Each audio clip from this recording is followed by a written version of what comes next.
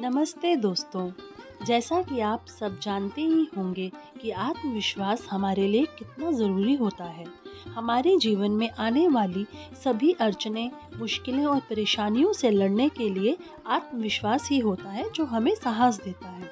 और अगर हमें अपना जीवन अच्छे से और खुशी से जीना है तो उसके लिए हमारे अंदर आत्मविश्वास होना बहुत ही ज़रूरी है।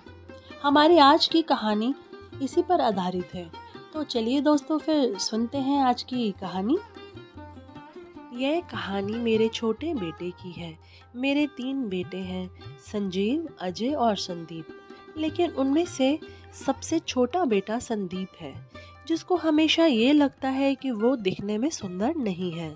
इस बात को लेकर वो बहुत परेशान रहता है। मैंने उसे बार बार अपना चेहरा शीशे में देखते हुए देखा है। संदीप मुझसे अक्सर ये पूछता है कि माँ, मेरे साथ ही ऐसा क्यों हुआ? घर के बाकी सब लोग तो दिखने में कितने अच्छे हैं और मैं इतना खराब। जब लोग मुझे अजीब ढंग से देखते हैं तो मुझे बिल्कुल भी अच्छा नहीं लगता माँ। मैंने उससे कहा, बेटा संदीप, रंग रूप से कुछ नहीं होता। मैं तो सिर्फ एक बात जानती हूँ कि मैं अपने तीनों बेटों में से सबसे ज़्यादा प्यार और लाड तुम्हें करती हूँ। तुम मेरे सबसे प्यारे और अच्छे बेटे हो।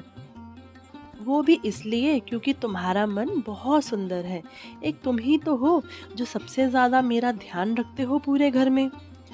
तुम अपने आप को किसी से कम नहीं समझो। तुम बहुत खास हो, सबकी मदद करते हो।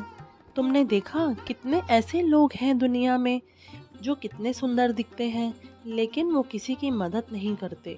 उनका स्वभाव कितना बुरा होता है। क्या फ़ायदा बेटा ऐसी सुंदरता का?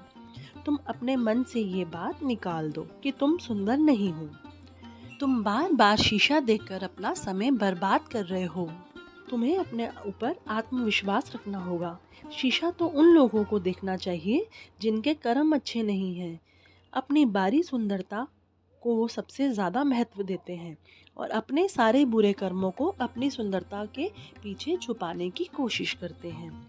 इसीलिए तुम अपने ऊपर पूरा विश्वास रखो। जिसका मन सुंदर है वही सबसे श्रेष्ठ है और तुम्हारे अंदर तो ये सब गुण भर भर के हैं संदीप। ये बात सुनकर संदीप के चेहरे पर एक संतोष भरी मुस्कान आ गई।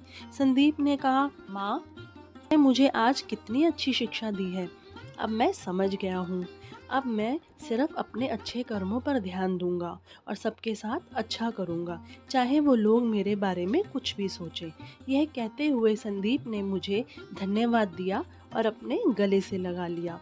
अब संदीप खुश रहने लगा था और उसका आत्मविश्वास बहुत बढ़ गया था। आज की हमारी कहानी से हमें ये सीख मिलती है कि असली सुंदरता मन की है, ना कि तन की। सारी ज़िंदगी हम तन की सुंदरता के पीछे रहते हैं और मन का तो हम सोचते ही नहीं। इसीलिए जिसका मन सुंदर है वो सबसे श्रेष्ठ है। शुक्रिया दोस्तों।